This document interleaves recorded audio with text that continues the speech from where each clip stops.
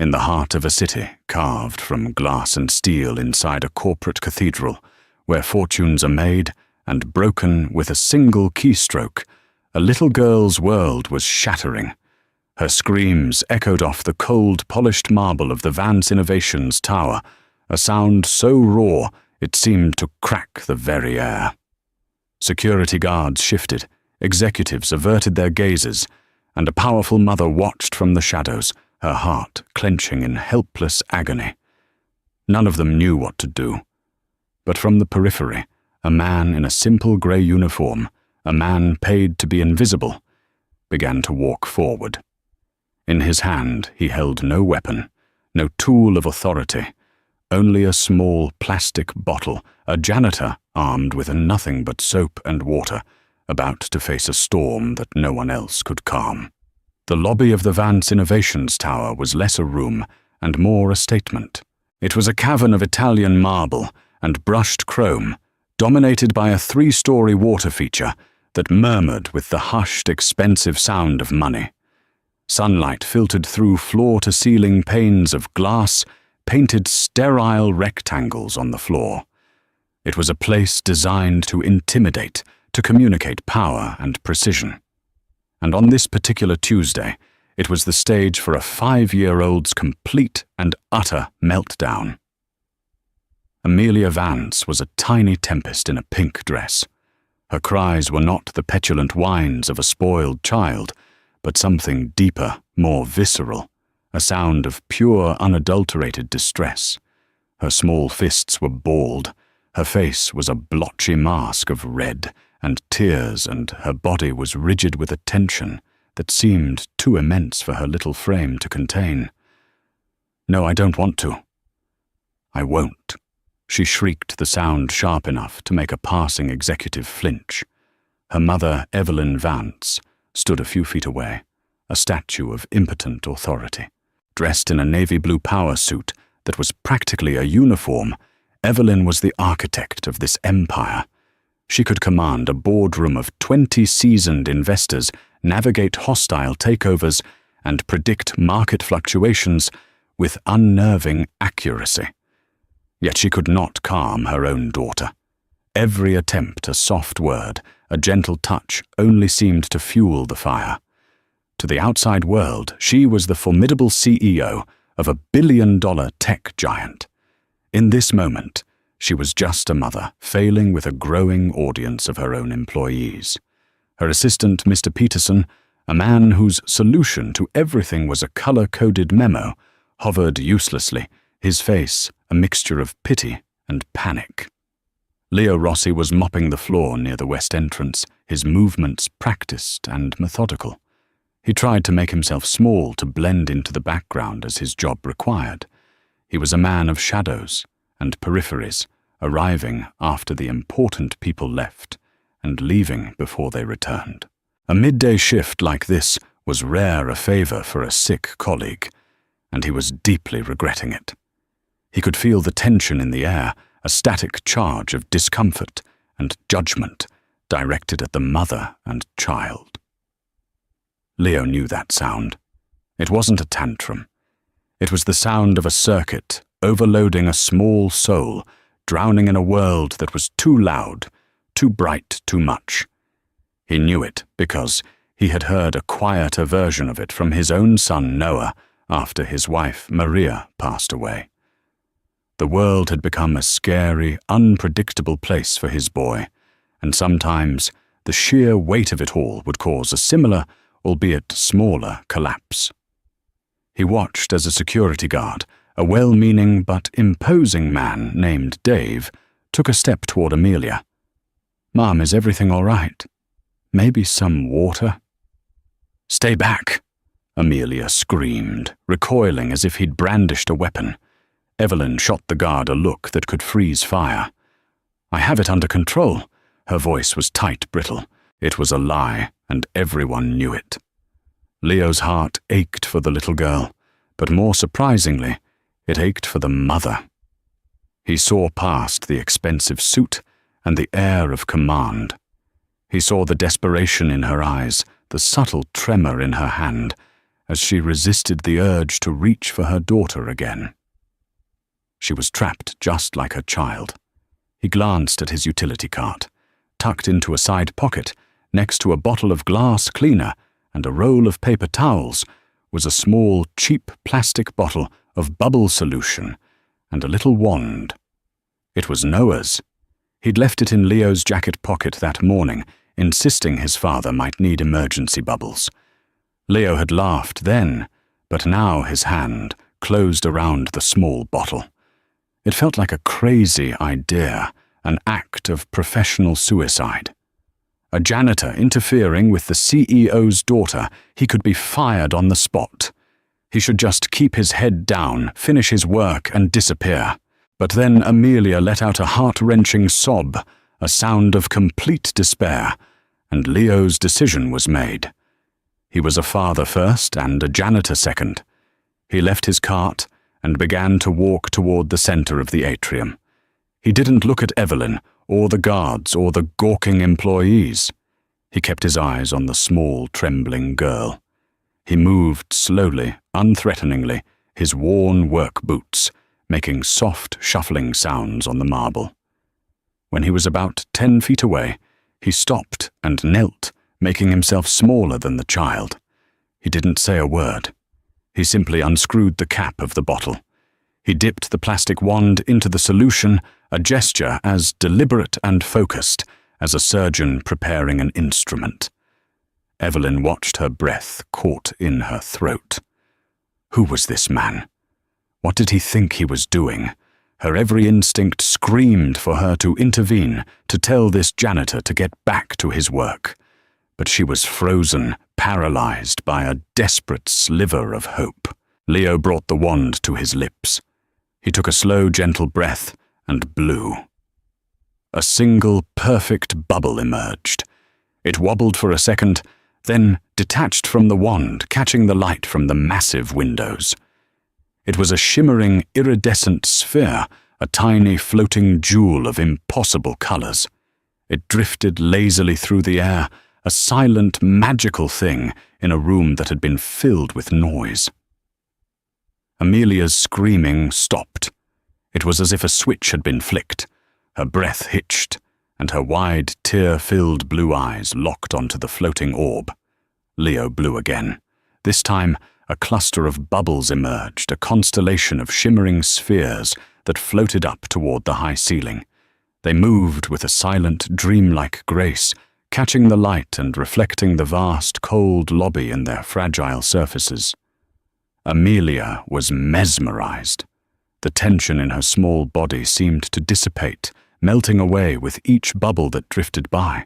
A tiny, hiccuping sob escaped her, but it was the sound of a storm passing not one of its fury. She took a hesitant step forward, her hand reaching out not to strike or push, but to gently touch one of the delicate orbs. Her finger met the shimmering surface, and it vanished with a soft, silent pop. She looked at Leo, her eyes full of wonder. He gave her a small, gentle smile, and blew another stream of bubbles this time, aiming them lower, so they floated around her like tiny, magical companions. A small giggle escaped her lips, a sound as pure and surprising as the bubbles themselves. She began to move no longer, a rigid statue of distress, but a child dancing and twirling, trying to catch the delicate floating spheres before they disappeared. From her vantage point near a large marble pillar, Evelyn Vance watched unseen. The world around her had faded away. The judgmental stares of her employees, the ticking clock of her next meeting, the crushing weight of her own inadequacy, it all vanished. She was watching her daughter, really watching her, and seeing a joy that had been absent for months, ever since Richard's death. This stranger, this janitor with his cheap bottle of bubbles had reached her daughter in a way she, with all her resources and all her love, could not. Leo didn't stay long. He saw the girl's breathing had evened out, the color returning to her cheeks. He saw her mother start to move from the shadows. His job was done. Quietly, he screwed the cap back on the bottle, stood up, and walked back to his cart. He picked up his mop and resumed his work, his movements just as methodical as before, as if he had done nothing more remarkable than wipe away a scuff mark. Evelyn finally approached her daughter, who was now quietly watching the last few bubbles pop against the high ceiling.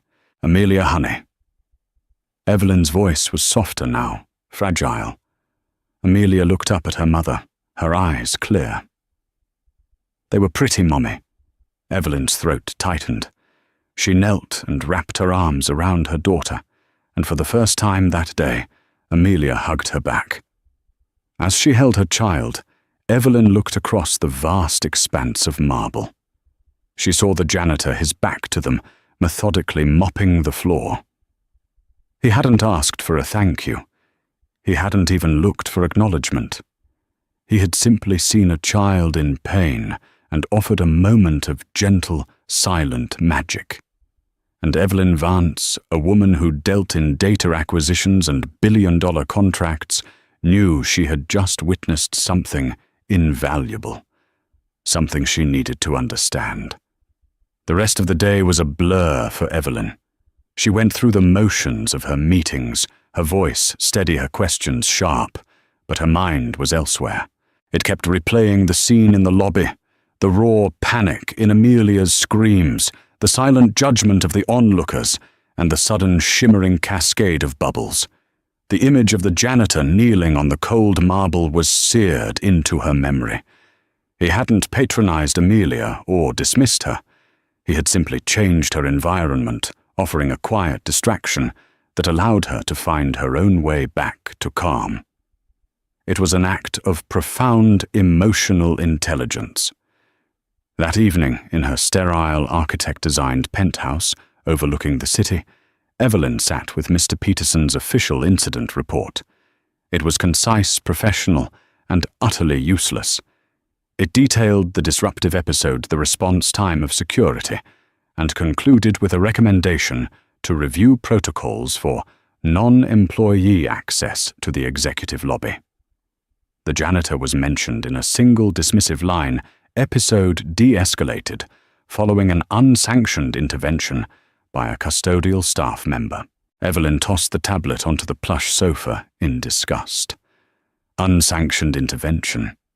It sounded like he'd disarmed a bomb, which in a way he had. She needed to know who he was.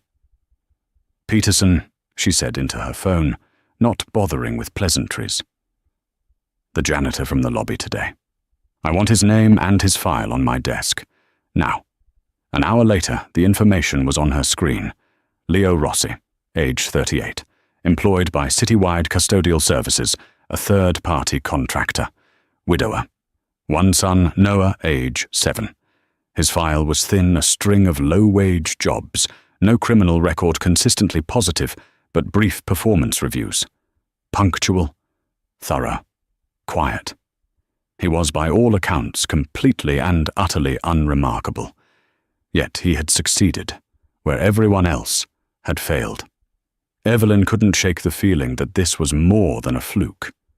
In the month since her husband Richard's fatal car accident, Amelia had been slowly retreating into a shell. The meltdowns were becoming more frequent.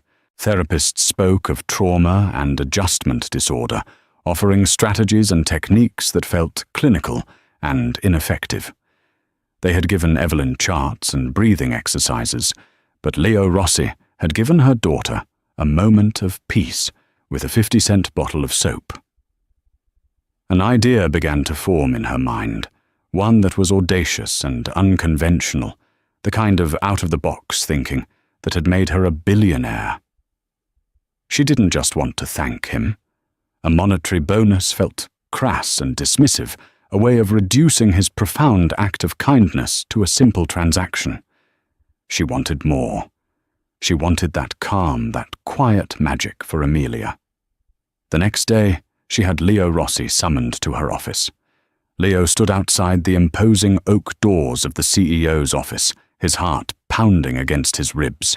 He was wearing his cleanest uniform, but he felt grimy and out of place. He'd been pulled aside by his supervisor an hour ago, his face grim. "The big boss wants to see you." What did you do? Rossi Leo's mind raced. He was going to be fired. He had overstepped, broken some unwritten rule of the corporate caste system. He thought of Noah, of the rent, of the precarious stability he had fought so hard to build. When the door opened, he was ushered into an office larger than his entire apartment. The view of the city was breathtaking, but Leo barely noticed. He focused on the woman behind a vast, empty desk. Evelyn Vance looked even more intimidating up close. Her gaze was intense, analytical, as if she were trying to deconstruct him into a series of data points. "Mr. Rossi," she began, her voice cool and even. "Please sit." Leo sat stiffly on the edge of a chair that probably cost more than his car. "I'll be direct," she said, steepling her fingers. "I reviewed the security footage from the lobby yesterday. You intervened in a personal family matter." Leo swallowed hard. "I'm sorry, ma'am. I didn't mean to overstep. I just saw the little girl was having a hard time. I can clear out my locker. You're not being fired, Mr. Rossi." The words hung in the air, and Leo's brain took a moment to process them. He wasn't being fired. On the contrary, Evelyn continued, her voice losing a fraction of its icy edge. "I was impressed. What you did was effective. More effective than a team of specialists I pay a great deal of money." She paused, watching him, gauging his reaction. Leo remained silent, his expression a mixture of relief and confusion. "My daughter Amelia Evelyn," said the name sounding personal and fragile in this corporate sanctuary. "She has struggled since her father passed away. She has difficulty processing, strong stimuli. Situations can become overwhelming for her." Leo nodded slowly. He understood. He thought of Noah's fear of loud noises after Maria's illness. "I have a proposition for you," Evelyn said, leaning forward. "It is unconventional, I admit. I would like to hire you. Not as a janitor. I want you to work for me personally." Leo stared at her, dumbfounded. "Doing what Amelia has a caretaker, of course. A nanny. But what she needs is something different. A calming presence. Someone to, I don't know, blow bubbles?" The last two words sounded absurd in this high-powered office, and a faint hint of colour rose in Evelyn's cheeks. "I want you to be a sort of companion for her. A few hours a day after school. To be there in the house. To help create a peaceful environment. The pay would be substantially more than what you are earning now." Leo was speechless. A bubble blower, a professional, calming presence. The idea was ridiculous. It felt like charity, a rich woman's whim. His pride bristled. He wasn't a project. He was a man doing an honest day's work to provide for his son. "Ma'am, with all due respect," he said, his voice finding its footing. "I'm a janitor. I clean floors. I don't know anything about being a companion to a child." "You knew what to do yesterday," she countered swiftly. "You didn't read it in a book or learn it in a seminar. You just knew. That is what I want to hire. That instinct." "I have a son," Leo said, thinking of another reason this wouldn't work. "I have to pick him up from school. My evenings are for him." "Bring him with you," Evelyn said without a moment's hesitation. "Our home is large. There is a garden. They can play." The offer was staggering. More money than he could imagine, and he wouldn't have to sacrifice time with Noah. It was a lifeline, a way out of the constant grinding worry about bills and the future. But it felt wrong, like he was being paid for a simple act of human decency. "Why me?" he asked the question, genuine. "You could hire anyone, the best in the world." Evelyn's corporate mask cracked for a second, and Leo saw the weary mother beneath. Because the best in the world stand around with clipboards while my daughter screams. You knelt on the floor with her. I'm not hiring your resume, Mr. Rossi. I'm hiring what I saw yesterday. He looked at her, truly looked at her, and saw the desperation she was trying so hard to conceal. It was the same desperation he felt every time he worried about Noah's future, every time he felt the crushing loneliness of being a single parent. In that moment, she wasn't a billionaire CEO. She was just a mum trying to save her kid. I'll need to think about it, he said, his voice quiet but firm. Evelyn nodded, a flicker of surprise in her eyes. She clearly wasn't used to people not jumping at her offers. Very well. My assistant will give you my personal number. Let me know by tomorrow morning. Leo walked out of the office, his mind reeling. He had walked in, expecting to lose his job. He walked out with an offer that could change his life and his son's life forever.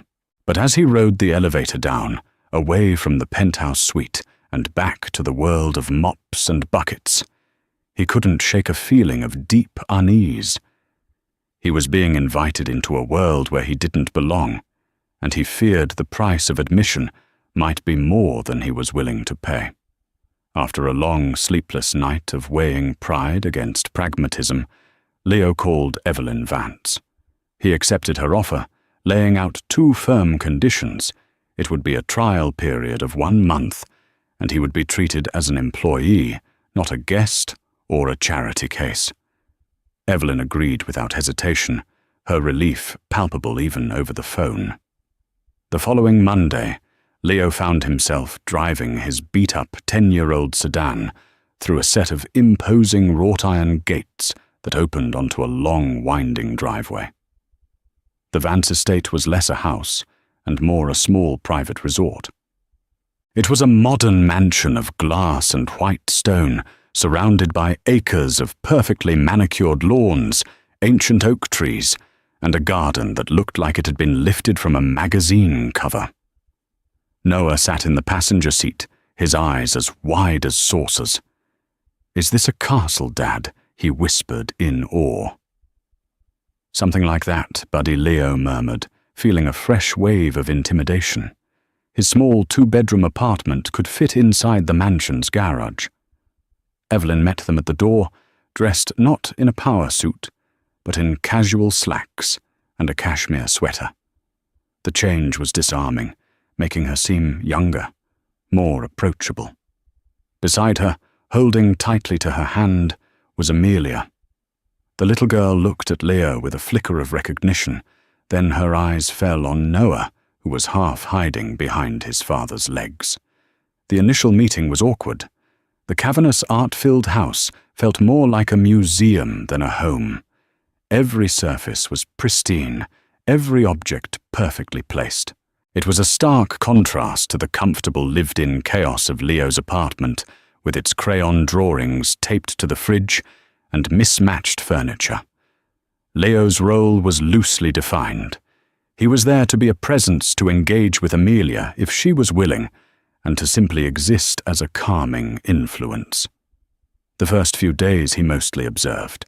He watched Amelia interact with her nanny, a stern but professional woman named Ms. Albright, who seemed to view Leo's presence as a personal affront.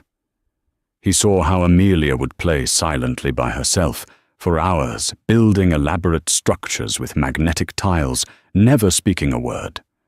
The breakthrough came not from Leo, but from Noah. While Leo and Amelia were in the sprawling garden, Noah, who had been shyly kicking a soccer ball by himself, accidentally kicked it too hard. It rolled to a stop right at Amelia's feet. She stared at the ball, then at Noah.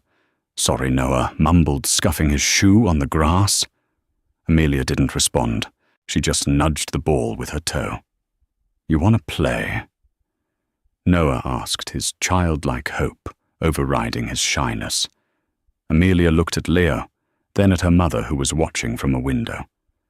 Then she gave the tiniest of nods.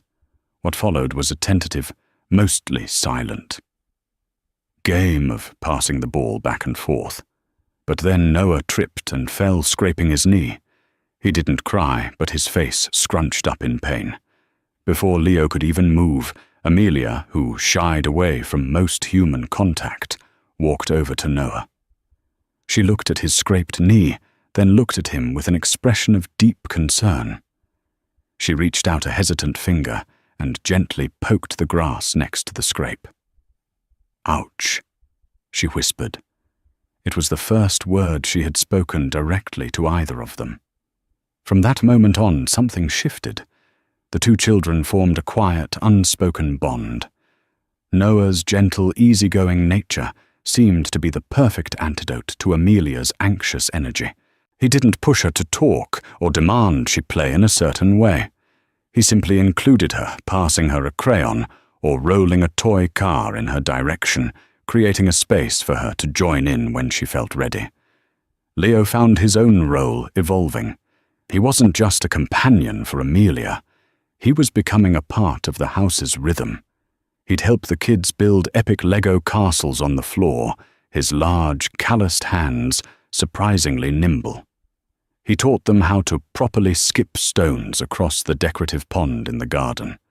And yes, on days when the world seemed to be closing in on Amelia, he would take out the small bottle of bubbles, and together, the three of them would fill the vast manicured lawn with shimmering, floating orbs. Evelyn watched it all from a distance, her heart filled with a confusing mix of gratitude and envy. She saw her daughter laughing a real, genuine belly laugh for the first time in what felt like an eternity. She saw the children sitting side by side with Leo, listening as he told a quiet story. He had a natural, unforced warmth that she, with her scheduled, efficient approach to parenting, had never been able to master. She started finding excuses to leave the office earlier. She'd come home and find them not in the designated playroom, but in the kitchen, Leo teaching the kids how to make lopsided pancakes for a snack. The house, once a silent, sterile showpiece, was now filled with the sounds of children's laughter and the smell of burnt sugar. It was starting to feel like a home. One afternoon, she found Leo in the garden, alone, fixing a broken swing. "You're a man of many talents, Mr. Rossi," she said, her voice softer than usual. "It's just Leo, please," he said, wiping his greasy hands on a rag. "And it's just a bolt. Not exactly rocket science." "To me it is," she admitted with a small smile. "I can build a company, but I can't even seem to keep a plant alive." They stood in comfortable silence for a moment, watching the children chase butterflies near the pond. "Thank you, Leo," she said, the words coming out with uncharacteristic sincerity. "For what you're doing for Amelia. For us." "I'm not doing anything special," he said, looking at her. "I'm just here. Sometimes that's all kids need, to know someone is there."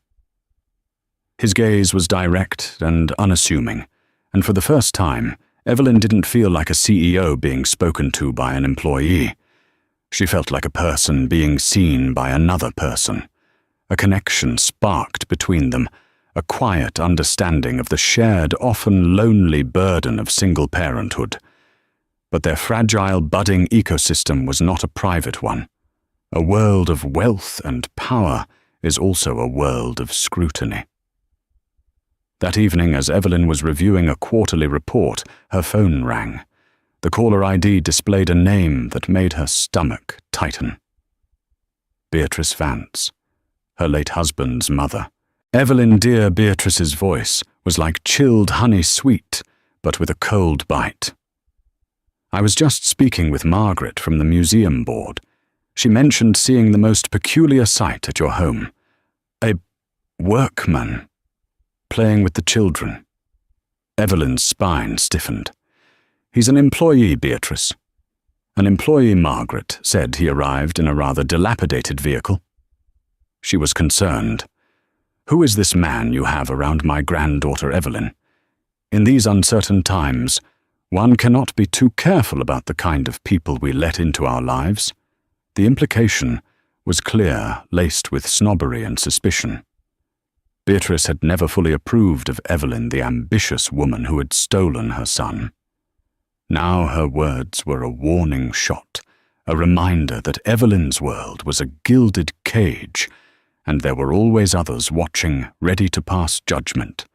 The collision of her world and Leo's, she realized, was going to be far more complicated than she had ever imagined. The idyllic bubble that had begun to form around the Vance estate was fragile, and Beatrice's phone call was the first sharp object to press against its shimmering surface. Her words lingered in Evelyn's mind, planting a seed of doubt she was loath to acknowledge. She knew Beatrice was a snob, a woman who measured a person's worth by their portfolio and their pedigree. Yet the question echoed, who was Leo Rossi? The change was subtle at first. A new level of scrutiny entered Evelyn's interactions with Leo. She found herself asking seemingly casual questions about his past, his family, his late wife. Leo, open and honest, answered without suspicion. He spoke of Maria, a passionate and kind kindergarten teacher who had battled a fierce but brief illness. He talked about the financial struggles after her death, the mountain of medical bills, and his decision to take any job, no matter how humble, to ensure a stable life for Noah. His story was one of love loss and quiet resilience. Instead of allaying Evelyn's fears, his humility and lack of ambition somehow made Beatrice's insinuations seem more plausible to a small, cynical part of her brain. In her world, no one was that simple. Everyone had an angle. The whispers started outside the estate as well.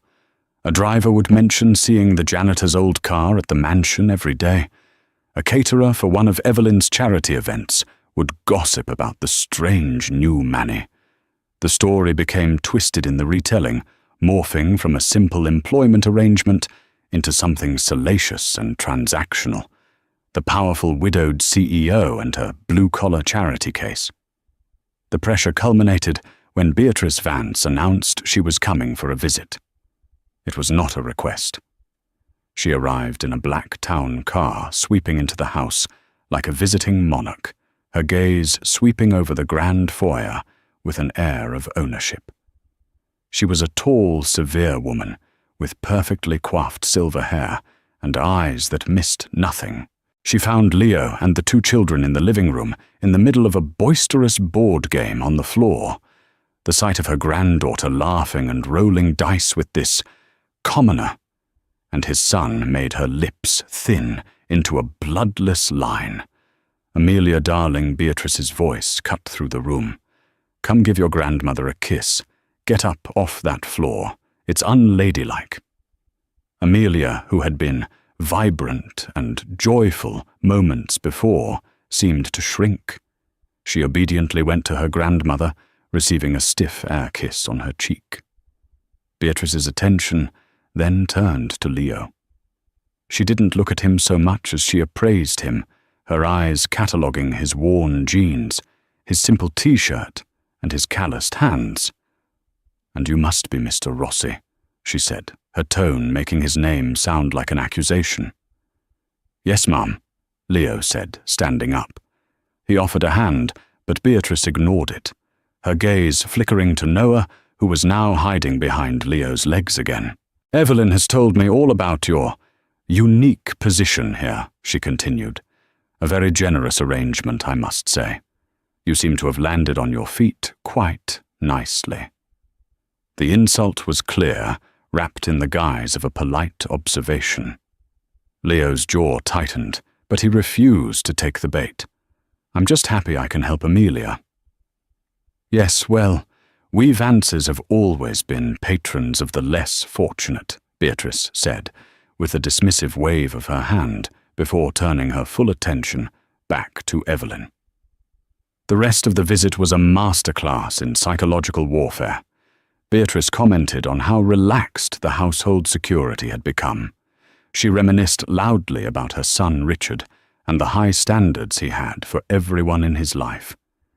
Every word was a subtle jab at Evelyn, a questioning of her judgment as a mother and as the steward of the Vance family name. The real attack came later that evening, after the children were in bed and Leo had gone home. Beatrice and Evelyn sat in the starkly modern living room, a chess match of wills playing out over glasses of iced tea. "I don't like him," Evelyn Beatrice stated flatly. "There's an opportunism in his eyes. Men like that, they see a woman like you, wealthy, powerful, and recently widowed, and they see a winning lottery ticket. That's ridiculous," Evelyn retorted, her voice sharper than she intended. "He is a kind, decent man who has been wonderful for Amelia.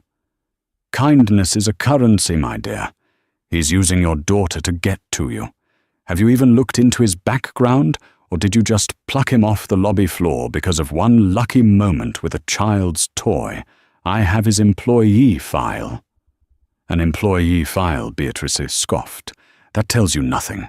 I'm talking about a real background check, financials, debts, past associations. A woman in your position cannot afford to be naive. You have a responsibility to this family, to Richard's memory, to protect your daughter from predators." The word predator hung in the air, ugly and venomous.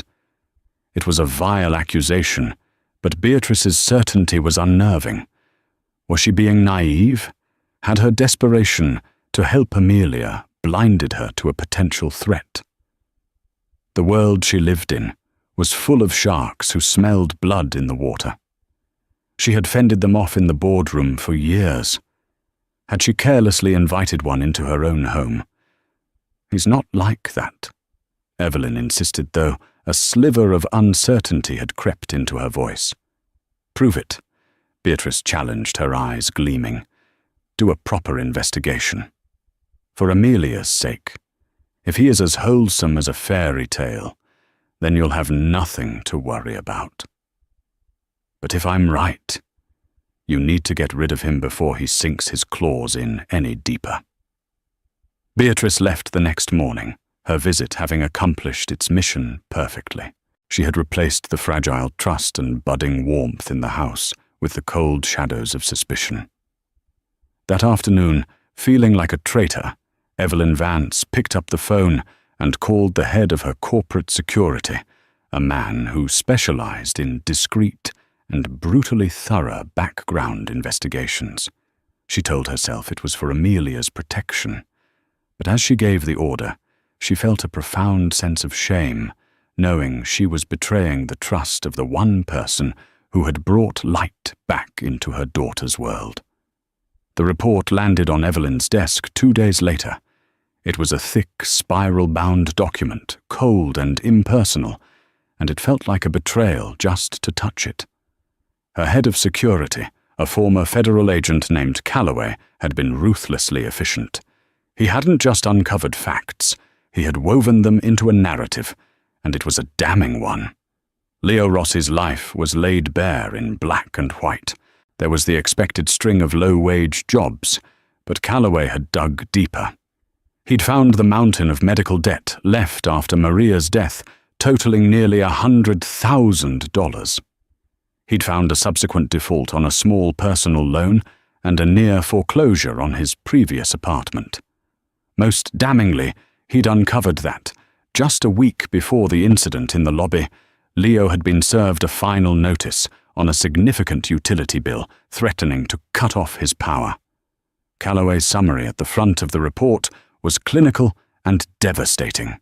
Subject exhibits a pattern of financial instability and significant debt. His sudden proximity to a high-net-worth individual following a public, heroic act is statistically suspicious. Subject fits the profile of an individual highly motivated to seek financial advantage through emotional manipulation. Every word was a poisoned dart. Evelyn read it, and then reread it, the cold logic seeping into the cracks of doubt that Beatrice had created.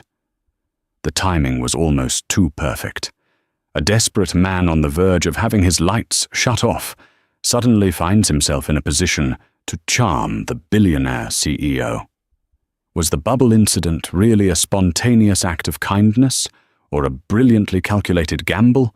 Her mind, trained to see patterns and mitigate risk, began to spin. She recalled his initial hesitation to take the job.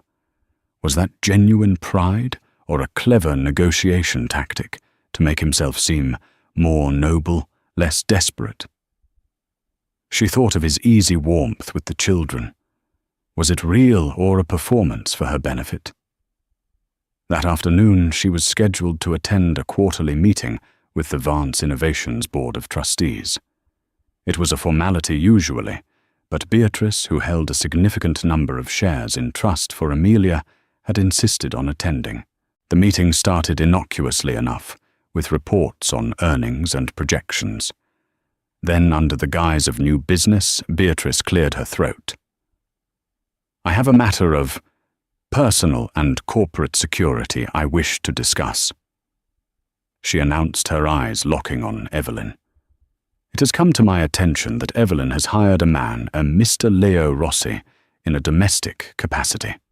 A man with a deeply troubling financial history who now has unrestricted access to her home, her child, and, by extension, the sensitive information inherent to the CEO's private life." The boardroom went silent. The other members, mostly stoic silver-haired men, shifted uncomfortably. "This is a private matter," Beatrice Evelyn said, her voice dangerously low. "Is it?" Beatrice countered, sliding a thin file folder across the polished table. It was a condensed, even more damning version of Calloway's report. A man with crippling debt on the verge of bankruptcy is now the constant companion of the CEO and her sole heir. This isn't a private matter. It's a liability. It's a textbook blackmail scenario waiting to happen. It shows a staggering lapse in judgment. The accusation hung in the air, thick and suffocating. Evelyn felt the blood drain from her face. She had been outmaneuvered, cornered in front of her own board. Beatrice had done her own digging. When Leo arrived at the mansion that afternoon, with Noah, the atmosphere was thick with a new, chilling tension. Miss Albright, the nanny, whisked the children away to the playroom with a curt nod, leaving Leo alone with Evelyn in the grand entryway. Evelyn didn't invite him to sit. She stood with her arms crossed her face, a mask of cold fury and hurt. "I ran a background check on you, Leo," she said, her voice devoid of its recent warmth. Leo's stomach dropped. He felt exposed, violated. A what? Why, my mother-in-law raised some concerns. She thought I was being naive. Evelyn gave a short, bitter laugh. It turns out she was right. She held up the report.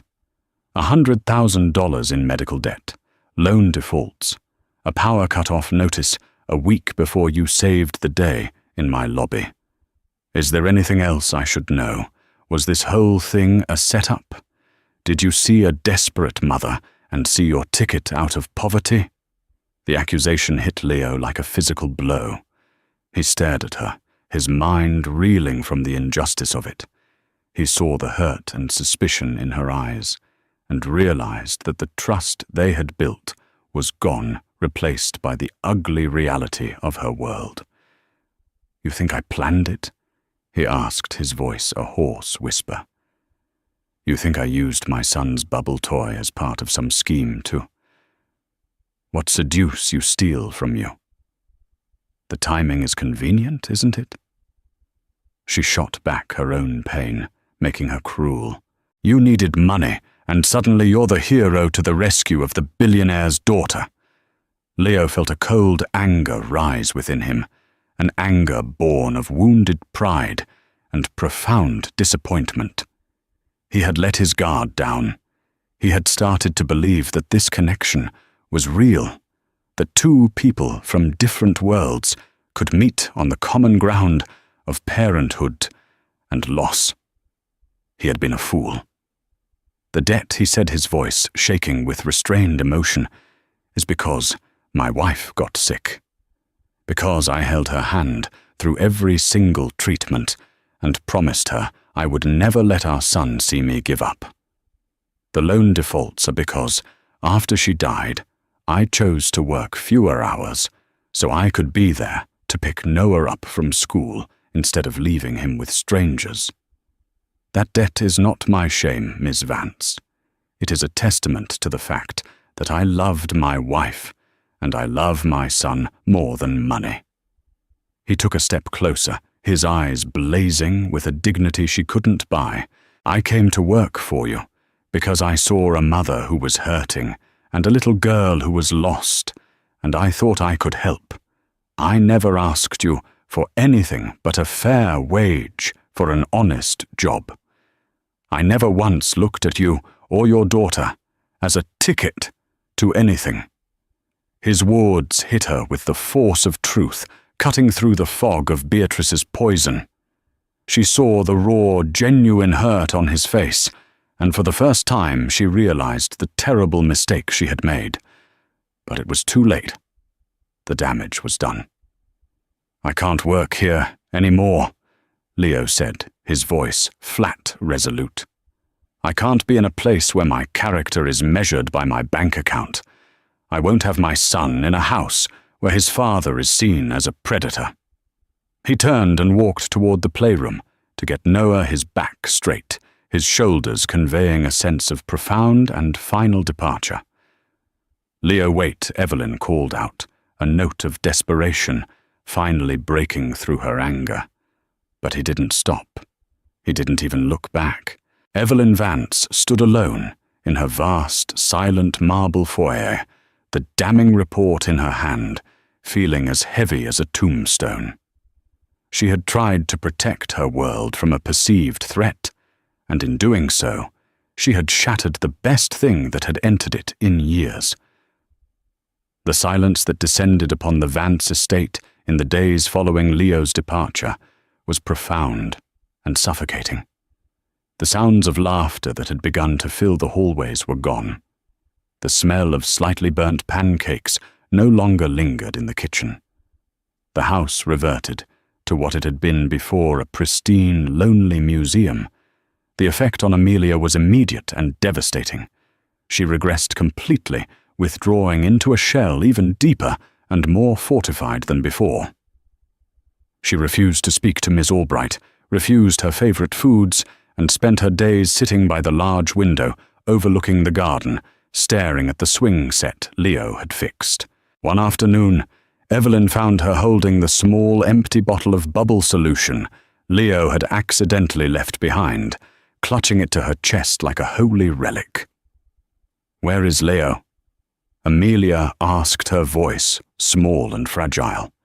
It was the first direct question she had asked her mother in a week. And where is Noah? Evelyn's heart fractured. "Leo. Had to go, sweetie. He has a new job." The lie tasted like ash in her mouth. Amelia's lower lip trembled. "Did he leave because of me? Was I bad? No, baby, of course not. Or—" Evelyn rushed to reassure her, kneeling and trying to pull her into a hug. But Amelia stiffened, pulling away. The easy connection they had started to build, facilitated by Leo's presence, was gone. Evelyn was once again on the outside, looking in at her daughter's private world of grief. For Leo, returning to his old life was jarring. The janitorial work felt more monotonous, the hours longer. The quiet rhythm of his apartment, once a comfort, now felt empty. Noah was the one who voiced their shared loss. "When are we going back to Amelia's house?" "Dad," he asked one evening over dinner, pushing his spaghetti around his plate. "I miss their garden, and Amelia doesn't have anyone else to play soccer with." "We're not going back, buddy," Leo said gently, the words feeling heavy and final. "Why did you get fired?" "No, I quit." "But—" Why Noah's question was simple, but the answer was impossibly complex. How could he explain class suspicion and wounded pride to a 7-year-old? It was just time for a change was all he could manage. He saw the disappointment in his son's eyes and felt a fresh pang of guilt. He had not only lost a job that had offered them a better future, but he had also taken away his son's new friend. Meanwhile, Evelyn was adrift in a sea of regret. Leo's parting words echoed in her mind. That debt is not my shame. It is a testament to the fact that I loved my wife. She had taken his hardship, the very proof of his character and love, and twisted it into a weapon against him. She had allowed Beatrice's venomous class-based paranoia to poison her own judgment. She tried to rationalize her actions. She was a CIO. Risk assessment was part of her DNA. She was a mother, and protecting her child was her primary directive. But deep down, she knew this wasn't about protection. It was about fear. Fear of being vulnerable. Fear of trusting someone so completely outside her gilded world, and fear of what people like Beatrice would say. Her friend and board member, Genevieve, a sharp, empathetic woman who had known Evelyn for years, came to visit her at home. She found Evelyn staring blankly at a stock market report, though it was clear her mind was miles away. "You look terrible," Genevieve said, settling into an armchair without being asked. "And this house feels like a morgue again. What happened to your bubble man?" Evelyn finally broke. The dam of her composure cracked, and the whole story poured out the bubbles, the connection, Beatrice's visit, the background, check the horrible confrontation. Genevieve listened patiently, her expression unreadable. When Evelyn was finished, she was quiet for a long moment. "So you let your monster-in-law, a woman who has resented you since the day you met her son, convince you that a decent man was a con artist," Genevieve said, her voice gentle but firm. "And you used your corporate security team to dig for dirt on him, which you then threw in his face." Evelyn flinched. "When you put it like that." "How else is there to put it?" Genevieve pressed. "Evelyn, you are one of the smartest people I know. You can read a balance sheet like it's a romance novel. But when it comes to people, you let your fear and your background build a fortress around you. You had a man in this house who made your daughter laugh again. He didn't ask for your money or your secrets. He asked for your trust. And you responded by treating him like a criminal." The truth of Genevieve's words was brutal and undeniable. "What do I do?" Evelyn whispered, feeling utterly lost. "What do you want to do?" Evelyn looked toward the window, where Amelia was still sitting, a small, lonely silhouette against the setting sun. "I want to fix it," she said, her voice thick with emotion. "I want him back. Not for a job. I want my daughter's laughter back. I want this house to feel like a home again." That night, Evelyn did something she hadn't done in years. She conducted her own investigation. She didn't use her security team. She went online to public records, to old news articles. She found the hospital where Maria Rossi had been treated and read the testimonials on their memorial page. Maria had been a beloved teacher. Dozens of parents had written about her kindness, her dedication. One entry stood out, written by the principal of her school. Throughout her illness, her husband Leo was her rock. He never left her side. The love between them was a lesson to us all. Evelyn finally closed her laptop, the glow of the screen illuminating the tears on her cheeks. The report from her security team had shown her the facts of Leo's life, but it had taken her own search to find the truth. She had been so wrong, and now she had to face the daunting task of trying to right a terrible wrong, knowing that an apology might not be nearly enough to bridge the chasm she had created. The next morning, Evelyn drove herself to Leo's modest brick apartment building, a world away from her own. She wore simple jeans, her corporate armor left behind.